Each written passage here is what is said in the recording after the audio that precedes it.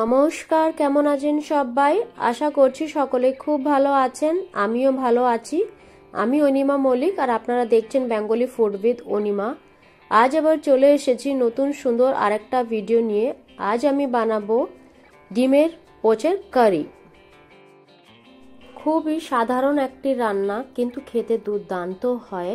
গরম গরম ভাতের সাথে এরকম এক কারি হয়ে গেলে আর কিছু লাগে না। তাহলে চলুন ভিডিওটা শুরু করছি। এখানে আমি নিয়ে নিয়েছি 6টা ডিম। এই রান্নাটা আমি সরষের তেলেই করব। কড়াইটা গরম করে দিয়ে দিচ্ছি পরিমাণ মতন সরষের তেল। তেলটা যখন ভালো করে গরম হয়ে যাবে, ফোড়নে এখানে আমি দিয়ে দিচ্ছি জিরে। জিরেটা যখন একটু ভাজা ভাজা হয়ে যাবে, দিয়ে দেবো এখানে গ্রেট করে রাখা পেঁয়াজ আর সামান্য পরিমাণে একটু লবণ।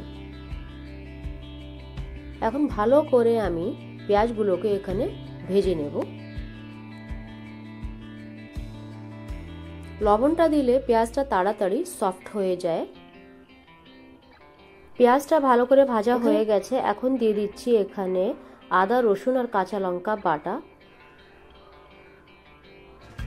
এখন আমি আদা রসুন তাকে ভালো করে ভেজে নেব যতক্ষণ না আদা রসুনের কাঁচা গন্ধটা চলে যাচ্ছে। এখানে ভালো করে আমি আদা রসুনকে পেঁয়াজের সঙ্গে মিক্স করে নিয়েছি। এখন দিয়ে দিচ্ছি আমি কুচানো টমেটো, সামান্য পরিমাণে লবণ। আবার সব কিছুকে এখানে ভালো করে আমি মিশিয়ে নেব। যতক্ষণ টমেটো সফট হচ্ছে ততক্ষণ আমি এখানে একটা পেস্ট বানিয়ে নেব।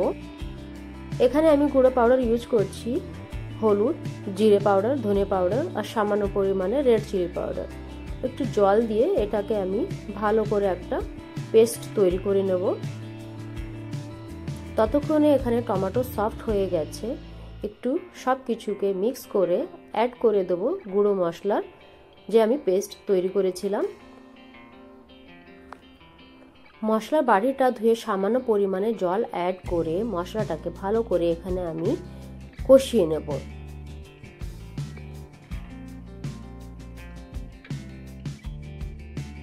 গ্যাসের ফ্লেমটা একদম লোতে করে মশলাটাকে আমি ভালো করে কষিয়ে নেব যতক্ষণ না মশলার গা থেকে তেলটা আলাদা হয়ে যাচ্ছে। ঠিক এই রকম। এখন আমি অ্যাড করে দিচ্ছি গরম জল। সামান্য পরিমাণে জল অ্যাড করছি, যেহেতু আমি গ্রেভিটা মাখো মাখো রাখবো। আর যেহেতু এটা ডিমের পোচ কারি, তো আমি প্রথমে এখানে একটা ডিম করে বাটিতে করে আলাদা করে নেব, ঠিক এরকম করে।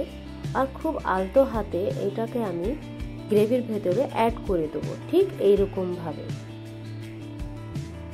এভাবেই করে আমি সব কটা ডিমকে অ্যাড করব।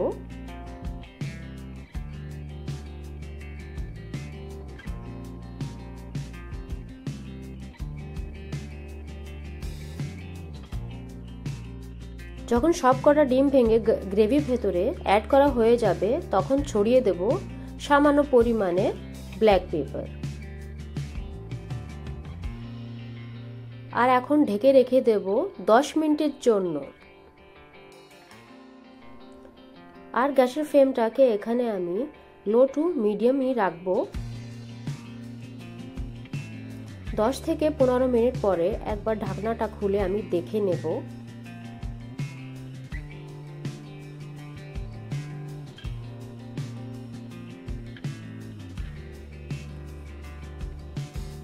এই তো গ্রেভির ভেতরে প্রতিটা ডিমের পোচ তৈরি হয়ে গেছে। দেখুন কি সুন্দর হয়েছে।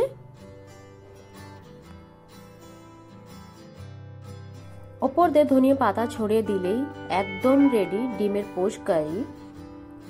এই ছোট্ট ভিডিওটা কেমন লেগেছে অবশ্যই আমাকে কমেন্টের মাধ্যমে জানিও। আর ভিডিওটা যদি ভালো লাগে তাহলে লাইক, শেয়ার এন্ড সাবস্ক্রাইব করো।